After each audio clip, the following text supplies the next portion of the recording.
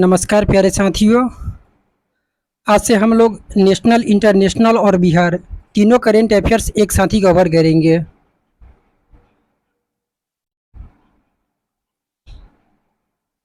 राष्ट्रीय और अंतर्राष्ट्रीय नियुक्तियाँ ये जो कवर कर रहे हैं, फुल पत्ती वाली जो करेंट अफेयर्स है उससे कवर कर रहे हैं। तो चलिए शुरू करते हैं। इजराइल के नए प्रधानमंत्री बेंजामिन नेतन्याहू, एक नाम ये याद रखिए, बेंजामिन नेतन्याहू एक बार फिर से इजराइल के प्रधानमंत्री बन गए हैं। यानी कि इससे पूर्व भी थे और ये पुनः बन गए हैं। ठीक है, बीच में ऐसा टाइम पीरियड आया था जब ये पीएम नहीं थे, लेकिन उसके बाद पुनः ये पीएम बन गए हैं। 73 वर्षीय, ये कितना है तो इनका एज है 73 वर्षीय। इससे हमें कोई लेना देना नहीं है। ये छठी बार कहाँ के तो इजराइल के प्रधानमंत्री बने हैं। लंबे समय तक अपने देश का पीएम रहने वाले नेतन्याहू को 120 संसदीय, वहाँ का जो संसद है इसे क्या कहा जाता है तो नेसेट कहा जाता है। बहुत सारे एग्जामों में इस प्रश्न को पूछा गया है, इसलिए ध्यान रखिएगा। तो 120 जो संसदीय जो था इसमें संसद, इसमें से इनको कितना मिला तो 63 सांसदों का समर्थन प्राप्त हुआ। आगे जो पॉइंट है, ब्राज़ील के नए राष्ट्रपति। तो ब्राज़ील का नया राष्ट्रपति मिल गया है दक्षिणपंथी विचारधारा, यानी कि राइट विंग जो विचारधारा रखने वाले जो मौजूदा राष्ट्रपति थे जायर बोल्सोनारो, इसे हरा करके 77 वर्षीय क्या नाम है तो लुइज इनासियो लुला डी सिल्वा। तो ये नाम याद रखिए, लुला डी सिल्वा क्या बन गए हैं तो ब्राज़ील के नए राष्ट्रपति बन गए हैं, प्रेसिडेंट बन गए हैं। लुला को 50.8% मत मिला और वहीं बोल्सोनारो को केवल 49.2% वोट ही हासिल हुए। कहा जा रहा है कि वामपंथी विचार रखने वाले डी सिल्वा जो है इससे पहले भी वर्ष 2003 से लेकर के 2010 तक ब्राज़ील के राष्ट्रपति रह चुके हैं। आगे जो पॉइंट है, उत्तर प्रदेश की पहली महिला पुलिस कमिश्नर। तो उत्तर प्रदेश के गौतम बुद्ध नगर में, कहाँ तो गौतम बुद्ध नगर में पुलिस कमिश्नर पद पर लक्ष्मी सिंह, ये नाम याद होना चाहिए। ठीक है, इस पर स्टार लगाइए। लक्ष्मी सिंह को तैनात कर दिया गया है, जो नोएडा की टॉप कॉप होगी। यानी कि ये कहाँ की तो नोएडा की होगी। यूपी में इस पद पर पहुंचने वाली वह पहली महिला अधिकारी बन गई है। यानी कि यूपी में इस पद पर पहुंचने वाली ये क्या बन गई है तो पहली महिला अधिकारी बन गई है। राज्य सरकार ने पुलिस महानिरीक्षक, यानी कि जो आईजी होता है लखनऊ रेंज, लक्ष्मी सिंह को नोएडा का प्रभार देते हुए राज्य की पहली महिला पुलिस आयुक्त के रूप में क्या किया है तो नियुक्त किया है। तो उत्तर प्रदेश की पहली महिला पुलिस कमिश्नर अगर पूछा जाए तो लक्ष्मी सिंह। अमेरिका संसद के हाउस ऑफ रिप्रेजेंटेटिव्स का अध्यक्ष है। तो अमेरिका में रिपब्लिकन पार्टी के नेता केविन मैकार्थी संसद के, ये नाम याद होना चाहिए, क्या नाम है इस पर स्टार लगाइए। तो केविन मैकार्थी संसद के निचले सदन हाउस ऑफ रिप्रेजेंटेटिव के क्या बन गए हैं तो अध्यक्ष बन गए हैं। उनका चयन पिछले 160 वर्षों की सबसे लंबी प्रक्रिया से हुआ है। यानी कि इनका जो चयन हुआ है पिछले जो 160 वर्षों में अब तक का सबसे लंबा प्रोसेस इनके चयन में हुआ है। 57 वर्षीय श्री मैकार्थी को 216 मत प्राप्त हुए। तो यहाँ इंपॉर्टेंट नहीं है, बस नाम याद रखिए केविन मैकार्थी। अमेरिका की पहली महिला सिख न्यायाधीश मनप्रीत मोनिका सिंह, ये नाम याद होना चाहिए। मनप्रीत मोनिका सिंह ने संयुक्त राज्य अमेरिका की पहली महिला सिख न्यायाधीश के रूप में क्या की है तो शपथ ली है। उन्होंने टेक्सास में हैरिस काउंटी सिविल कोर्ट के, यानी कि जो टेक्सास में है तो हैरिस काउंटी सिविल कोर्ट न्यायाधीश के रूप में शपथ ली है। न्यायाधीश के रूप में, मुख्य न्यायाधीश नहीं, न्यायाधीश के रूप में। ठीक है, तो राज्य के पहले दक्षिण एशियाई न्यायाधीश, यानी कि टेक्सास राज्य का जो पहले दक्षिण एशियाई न्यायाधीश भारतीय अमेरिकी न्यायाधीश रवि सैंडिल ने समारोह की क्या किया तो अध्यक्षता की है। तो ये सब छोड़ सकते हैं, सिर्फ नाम याद रखिए मनप्रीत मोनिका सिंह। नासा के नए चीफ टेक्नोलॉजिस्ट ये कौन बन गए हैं तो एसी चारनिया। भारतीय अमेरिकी एरोस्पेस विशेषज्ञ एसी चारनिया को नासा ने अपना चीफ टेक्नोलॉजिस्ट क्या किया है तो नियुक्त किया है। ये प्रौद्योगिकी, नीति और अंतरिक्ष कार्यक्रमों पर नासा चीफ है। नासा का जो चीफ है इनका क्या नाम है तो बिल नेल्सन के प्रमुख सलाहकार के रूप में क्या करेंगे तो काम करेंगे। अगर पूछा जाए कि एसी चारनिया ने किसका स्थान लिया है तो भारत वंशीय जो भव्या लाल इनका जगह लिए हैं। और भव्या लाल जो है ये नासा के एसोसिएट एडमिनिस्ट्रेटर बन गए हैं।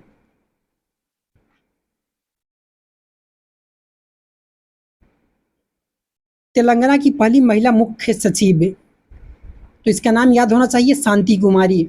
तो वरिष्ठ आईएएस अधिकारी क्या नाम है तो ए शांति कुमारी को तेलंगाना का नया मुख्य सचिव नियुक्त किया गया है। शांति कुमारी ने राज्य की पहली महिला मुख्य सचिव के रूप में VRK भवन स्थित सचिवालय में कार्यभार संभाला है। शांति कुमारी निवर्तमान सोमेश कुमार का पदभार संभालेगी। तो एक सब जो दिया गया हुआ है एक्स्ट्रा फैक्ट है, याद रहे तो कोई बात नहीं, अगर रह जाए तो ठीक है, नहीं तो कोई बात नहीं। हर्बा लाइफ न्यूट्रिशन इंडिया का नया ब्रांड एम्बेसडर, तो ये स्मृति मंधाना बनी है। ठीक है, बस इतना याद रखिए, स्मृति मंधाना ये इसका ब्रांड एम्बेसडर बन गई है। और हर्बा लाइफ ने विराट कोहली, मैरी कॉम, लक्ष्य सेन, उसके बाद में मनिका बत्रा जैसे जो प्रसिद्ध भारतीय खिलाड़ी है, इस सब के साथ ये क्या किया है तो साझेदारी किया है। कोलंबिया विश्वविद्यालय में पहली बार महिला अध्यक्ष, तो कोलंबिया विश्वविद्यालय में पहली बार जो महिला अध्यक्ष बनी है, इसका नाम ये अर्थशास्त्री जो है मिनौचे शफीक, ये नाम याद होना चाहिए। तो मिनौचे शफीक याद रखिए, कहाँ तो कोलंबिया। 1 जुलाई 2023 को पद संभालेगी। इसके साथ ही विश्वविद्यालय के 268 वर्ष के इतिहास में इस पद को संभालने वाली पहली महिला बन जाएगी। वह कोलंबिया विश्वविद्यालय की 20वीं अध्यक्ष है। मिनौचे सीली बोलिंगर की जगह लेगी। तो ये सब छोड़ दीजिए, मिनौचे शफीक सिर्फ नाम याद रखिए। अगर इससे पहले अगर देखा जाए तो ये शफीक इससे पहले ब्रिटिश संग्रहालय, सीमेंस के पर्यवेक्षी बोर्ड, वित्तीय अध्ययन संस्थान की परिषद और अर्थव्यवस्था सम्मान समिति की ट्रस्टी के रूप में ये कार्य कर चुकी थी। अमेरिका नगर परिषद की अश्वेत समलैंगिक सदस्य, तो जनानी रामचंद्रन, बस ये की एक जो ये नाम है याद रखिए। कैलिफोर्निया राज्य के ऑकलैंड सिटी काउंसिल की ये क्या बनी है तो मेंबर बनी है। वे ऑकलैंड सिटी काउंसिल के डिस्ट्रिक्ट 4 से चुने जाने वाले सबसे कम उम्र की पहली अश्वेत समलैंगिक महिला है। इसके साथ ही उन्होंने ऑकलैंड सिटी काउंसिल में सेवा करने वाली पहली LGBTQ और पहली दक्षिण एशियाई महिला बनकर के इतिहास रचा है। तो इसमें नाम याद रखिए कि अमेरिकी संसद परिषद की अश्वेत समलैंगिक अगर सदस्य अगर पूछा जाए तो जनानी रामचंद्रन।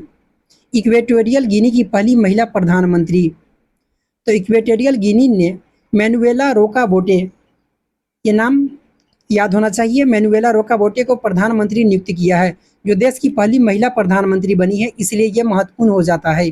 और उसमें भी ये महिला है। उन्होंने पूर्व प्रमुख फ्रांसिस्को पास्कुअल ओबामा असियो की जगह ली है।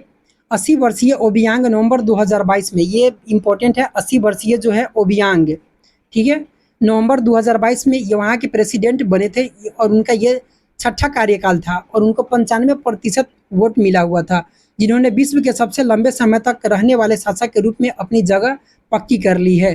तो वो भी यंग याद रखिए, 80 वर्ष के यंग, काफ़ी लंबे समय तक, ठीक है। तो वो भी यंग अगर पूछा जाए तो काफ़ी लंबे समय तक ये शासक के रूप में अपनी जगह क्या कर लिए हैं तो पक्के कर लिए हैं। गुजरात पोर्ट्स इंफ्रास्ट्रक्चर कंपनी के CEO तो कौन बने हैं तो माधवेंद्र सिंह, ठीक है। तो माधवेंद्र सिंह इनका नाम है। गुजरात मेरी टाइम, इसमें मेरी टाइम है क्लस्टर के Gujarat ports infrastructure company limited के पहले मुख्य कार्यकारी अधिकारी यानी कि चीफ एग्जीक्यूटिव ऑफिसर के रूप में नियुक्त किया गया है। गुजरात मेरी टाइम जो क्लस्टर है यानी कि GMC, जिसे अगस्त 2022 में कहाँ तो गांधीनगर में स्थापित किया गया था। कब तो अगस्त 2022 में, कहाँ तो गांधीनगर में स्थापित किया गया था। जिसका उद्देश्य अगर देखा जाए कि इसका उद्देश्य क्या है तो अंतर्राष्ट्रीय मानकों की समुद्री सेवाओं के लिए एक केंद्र बनाना है। तुलिका रानी, उच्च शिक्षा विभाग ने यानी कि उत्तर प्रदेश सरकार के द्वारा उच्च शिक्षा विभाग ने स्क्वाड्रन लीडर तुलिका रानी को G20 का ब्रांड एम्बेसडर नियुक्त किया है। भारत द्वारा G20 की अध्यक्षता के दौरान होने वाले आयोजनों के लिए उच्च शिक्षा विभाग उत्तर प्रदेश सरकार द्वारा तुलिका रानी को G20 का ब्रांड एम्बेसडर नियुक्त किया गया है। तो ये उत्तर प्रदेश सरकार के द्वारा किया गया है। स्क्वाड्रन लीडर तुलिका रानी पूर्व वायुसेना अधिकारी होने के साथ साथ उत्तर प्रदेश से माउंट एवरेस्ट का सफल आरोहण करने वाली क्या है तो ये पहली महिला है। क्या नाम है इनका तो तुलिका रानी। 12 राज्यों के नए राज्यपाल, तो 12 फरवरी 2023 को राष्ट्रपति द्रौपदी मुर्मू ने एक केंद्र शासित प्रदेश लद्दाख सहित मतलब 12 अन्य जो राज्यपालों की नियुक्ति की है। वहीं राज्यपाल भगत सिंह कोश्यारी और लद्दाख के उपराज्यपाल राधाकृष्ण माथुर का इस्तीफा स्वीकार किया है। तो ये नाम 2 इस्तीफा दे दिए हैं कौन तो भगत सिंह कोश्यारी और राधाकृष्ण माथुर। ये लद्दाख के उपराज्यपाल थे, ये इस्तीफा दे दिए हैं। तो राज्यों के नए राज्यपाल और उपराज्यपाल ये याद होना चाहिए, पूछा जाता है मैच द फॉलोइंग में। तो केटी परनाइक ये सब ट्रिक से बता चुके हैं। तो परनाइक चलने में नाइक का चप्पल जूता पहन करके चलने के लिए बात कहा जा रहा है। तब अरुणाचल प्रदेश। लक्ष्मण आचार्य, लक्ष्मण प्रसाद आचार्य, ये सिक्किम के हैं। सीबी राधा कृष्ण झारखंड, ठीक है। शिव प्रताप शुक्ल, तो शिव कहाँ, तो हिमाचल पर, तो हिमाचल। गुलाब असम, असम होना चाहिए, तो गुलाब चंद्र कटारिया असम का। एस अब्दुल नजीर, नजर मतलब कि अंधे को, तो आंध्र प्रदेश। बीबी हरिचंद्रन छत्तीसगढ़। अनसुईया उइके, इक्के, इक्यारा तो मणिपुर, मणि भी तो इक्के है। एल गणेशन तो किसका, नाग गणेश तो नागालैंड, ठीक है। पी चौहान, तो ये कहाँ का है, तो मेघालय के हैं। उसके बाद में राजेंद्र विश्वनाथ आर्लेकर, ये बिहार का, ठीक है। और रमेश बैस, ये महाराष्ट्र के। और बी डी मिश्रा, ये लद्दाख का। गुजरात की पहली महिला कार्यवाहक मुख्य न्यायाधीश सोनिया गोकानी, ये नाम याद रखिए, ठीक है। तो सोनिया गोकानी गुजरात की पहली महिला कार्यवाहक मुख्य न्यायाधीश बनी है। कार्यवाहक मुख्य न्यायाधीश बनी है, ठीक है, मेन नहीं। वे 15 दिन की ही इस अवधि पर है, क्योंकि 24 फरवरी 2023 को उनका क्या हुआ, तो अंतिम कार्य दिवस रहा।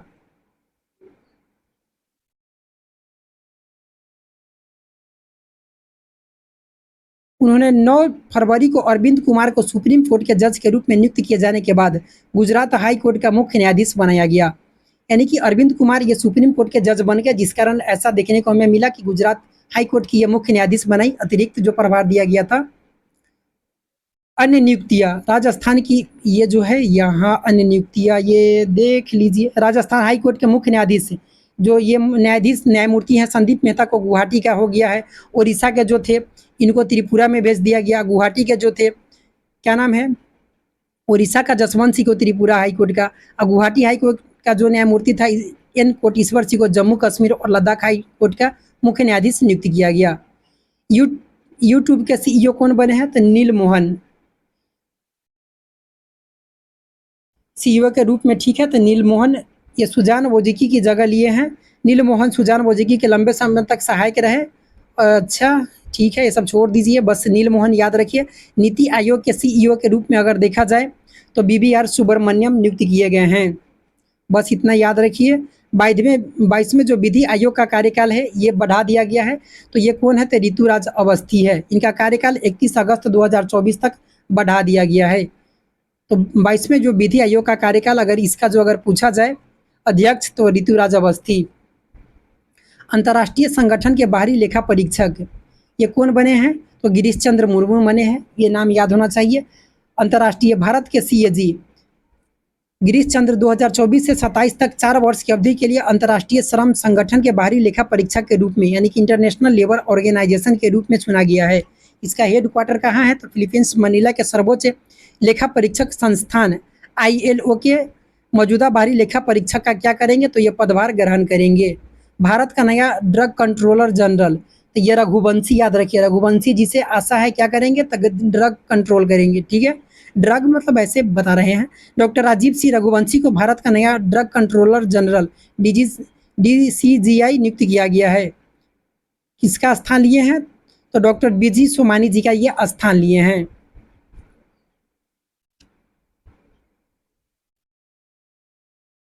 फिक्की के नए महासचिव, तो फिक्की के महासचिव कौन बन गए हैं, तो शैलेश पाठक बन गए हैं, ठीक है। 1927 में इसका स्थापना किया गया था। फिक्की का संस्थापक घनश्याम दास बिरला। भारत का सबसे बड़ा और सबसे पुराना शीर्ष व्यापार संस्थान है, कौन सा, तो फिक्की। देखिए इसका पूरा नाम कभी कभी पूछ दिया जाता है, तो federation of Indian chambers of commerce and industry यहाँ दिया हुआ है, देख लीजिए। उसके बाद नागालैंड विधायक हेकानी और सेल्होनु ओनु जो है ये बनी है। नागालैंड की 2 ऐसी महिला है जो ये पहली बार विधायक बनी है, तो बस नाम याद रखिए, इतना ही काफ़ी है। दोनों नागालैंड की पहली महिला विधायक क्या है, तो बन गई है। नागालैंड वर्ष 1963 में राज्य बना, उसके बाद से यहाँ कोई महिला विधायक नहीं बन सकी थी। आगे जो है वियतनाम के नए राष्ट्रपति कौन बन गए हैं, तो वान थुंग बन गए हैं। ये इंपॉर्टेंट है, बस ये इतना नाम याद रखिए, ठीक है। तो वियतनाम समाजवादी गणराज्य के नेशनल असेंबली यानी कि NA नेशनल असेंबली ने वियतनाम कम्युनिस्ट पार्टी के पोलित ब्यूरो के सदस्य वो वान थुओंग जो 52 वर्षीय हैं 2026 तक चलने वाले कार्यकाल के लिए वियतनाम के क्या बने हैं तो राष्ट्रपति चुने गए हैं। वो वान थुओंग ने गुएन जुआन फू की जगह ली है, जिन्होंने ये किनका जगह लिया है कभी कभी ये भी पूछ दिया जाता है लेकिन बहुत कम पूछा जाता है। तो गुएन जुआन फू की ये जगह लिए हैं। एसएसबी के नए डीजी जो बन गए हैं ये कौन है, नाम इनका तो रश्मि शुक्ला। याद रखिए एसएसबी सशस्त्र सीमा बल का नया डीजी नियुक्त किया गया है, ये वरिष्ठ आईपीएस है रश्मि शुक्ला। 1988 बैच की महाराष्ट्र कैडर की आईपीएस अधिकारी है। इससे पहले वे central reserve bank sorry CRPF में अतिरिक्त डीजी के पद पर ये क्या थी तो तैनात थी। 5वीं बार नागालैंड के मुख्यमंत्री नेफ्यू रियो बने हैं। तो अभी वहाँ जो चुनाव हुआ था इसमें एनडीपीपी का गठ और भाजपा के बीच में गठबंधन करके ये बना है नेशनल एनडीपीपी। इसका जो होता है नेशनलिस्ट डेमोक्रेटिक प्रोग्रेसिव पार्टी होता है और भाजपा के गठबंधन के साथ ये सरकार बनाई है। टोटल वहाँ विधानसभा का सीट देखा जाए नागालैंड में तो 60 है, जिसमें से 37 सीट प्राप्त हुआ है दोनों को भाजपा इस दोनों को मिला करके। और दूसरा लगातार कार्यकाल है ये नागालैंड में। मेघालय के मुख्यमंत्री ये कौन बन गए हैं तो कोनराड संगमा बन गए हैं। मेघालय के राज्यपाल फागू चौहान ने शिलोंग में आयोजित एक भव्य समारोह में कोनराड संगमा को लगातार दूसरी बार मुख्यमंत्री पद की गोपनीयता की क्या है तो ये शपथ दिलाए हैं। एक सेकेंड इधर इसका राइट पेज से एनपीपी द्वारा भाजपा यूडीपी पीडीएफ ये सब के साथ अलग अलग मतलब कि ये दूसरी बार समर्थन के साथ ये आया है महागठबंधन के साथ, समझिए ना। आगे कॉन्रेड संगमा के साथ है प्रोस्टेन टाइन सॉन्ग, ये मतलब कि दो ऐसे जो वहाँ के मतलब कि क्या बने हैं उसको उप मुख्यमंत्री बने हैं। तो नाम बस एक बार देख लीजिए। तो प्रोस्टेन टाइन सॉन्ग मतलब कि सॉन्ग संग में सॉन्ग ये याद हो रखिए, ठीक है। और उसके बाद में एक जो और जो बने हैं इसका क्या नाम है तो भालंगधर, याद रखिए ये भालंगधर सीन वाब भालंगधर, बस भालंगधर और सॉन्ग याद रखिए ये दो क्या बने हैं तो कहाँ के तो मेघालय के उप मुख्यमंत्री है। अगर मुख्यमंत्री पूछा जाए तो कॉनरेड संगमा। इसमें यूडीपी मतलब कि सबके साथ मिलकर के इनका 45 विधायक हुआ है। यहाँ भी सीटों की संख्या देखा जाए तो 60 ही है। त्रिपुरा के मुख्यमंत्री डॉक्टर मानिक साहा जी बन गए हैं, ठीक है। तो मानिक साहा जी याद रखिए यहाँ भी अगर सीटों की संख्या देखा जाए तो 60 है, जिसमें से 32 सीट जीत हासिल किया है।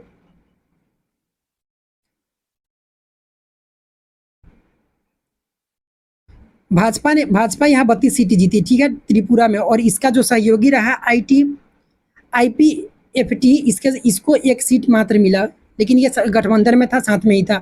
28वें लेखा महानियंत्रक एसएस दुबे, ठीक है। तो ये देखिए ये सीजीए है, ये मतलब यहाँ जो है ना कंट्रोलर, ये क्या होता है कंट्रोलर जनरल ऑफ अकाउंट्स होता है, ये अकाउंट्स होता है। तो अकाउंट्स में याद रखिए एसएस दुबे, ठीक है। तो ये 28वें अधिकारी है। और भारती दास सरकार की 27वीं लेखा महानियंत्रक थी, यानी भारती दास इससे पहले 27वीं थी। लेकिन अगर सीजीए पूछा जाए सॉरी कैग अगर पूछा जाए सीएजी कैग तो ये गिरीश चंद्र मुर्मू हो जाते हैं, ठीक है। कमांड कॉम्बैक्ट यूनिट की पहली महिला अफसर तो ये सालिजा धामी बनी है। तो ग्रुप कैप्टन भारतीय वायुसेना की ग्रुप कैप्टन सालिजा धामी भारतीय वायुसेना की पहली महिला अधिकारी बन गई है, जिन्होंने फ्रंट लाइन कॉम्बैक्ट यूनिट की क्या की है तो कमान संभाली है। पश्चिमी क्षेत्र की पहली लड़ाकू जो है इकाई की कमान संभालेगी ये। वर्ष 2003 में भारतीय वायुसेना में कमीशन ग्रुप कैप्टन सालिजा धामी एक योग्य क्या है तो प्रशिक्षक है, जिन्होंने 2800 घंटे से अधिक उड़ान भरी है। ग्रुप कैप्टन सालिजा धामी भारतीय वायुसेना की पहली महिला फ्लाइंग इंस्ट्रक्टर भी है। वे इंडियन एयरफोर्स में अस्थायी कमीशन पाने वाली पहली महिला अधिकारी भी है। अगर ये सब पॉइंट अगर दिया है, अगर यहाँ से कोई भी क्वेश्चन पूछा जाए तो सालिजा धामी नाम याद रखिए। सी चेंजेस क्लाइमेट के लिए भारतीय राजदूत तो किसे नियुक्त किया गया है तो सिरिया घोरावत, ये नाम यहाँ है, ये याद रखिए, ठीक है। सिरिया घोरावत को सी चेंजेस कहा जा रहा है कि 13 मार्च 2023 को जलवायु उद्यमी सिरिया घोरावत को सी चेंजेस क्लाइमेट के लिए भारत का राजदूत नियुक्त किया गया है। सी चेंजेस क्लाइमेट इंडिया इवेंट वैश्विक गैर लाभकारी संगठन ने अंतर्राष्ट्रीय महिला दिवस के लिए एम्ब्रेस इक्विटी नामक एक विशेष पहल भी शुरू की है। स्कॉटलैंड के मंत्री हमजा यूसुफ, ये इसलिए इम्पोर्टेंट हो जाता है कि पाकिस्तान मुल्क के हमजा यूसुफ जो स्कॉटिश नेशनल पार्टी से संबंधित है, को पश्चिमी यूरोप के स्कॉटलैंड देश का मंत्री नियुक्त किया गया है। 37 वर्ष की उम्र में यूसुफ देश के पहले सबसे कम उम्र के ये मंत्री बने हैं, बस इसीलिए ये इम्पोर्टेंट हो जाता है कि कितना है, तो 37 वर्षीय है जो सबसे कम उम्र के क्या है, तो ये मंत्री बने हैं। कहाँ, तो स्कॉटलैंड में। ये पाकिस्तानी मुल्क है हमजा यूसुफ। इसका 3 पेज ही रहने देते हैं। उसके बाद में बिहार जो एडुटेरिया का करेंट अफेयर्स है उसमें से एक पेज जो है 7 निश्चय 2 उसको शामिल किए हैं, तो चलिए उसको देख लेते हैं। 7 निश्चय पार्ट 2 बजट ये 2023-24 में किए गए प्रावधान। बिहार के बहुमुखी, ये 1 मिनट इसको जूम करने दीजिए थोड़ा।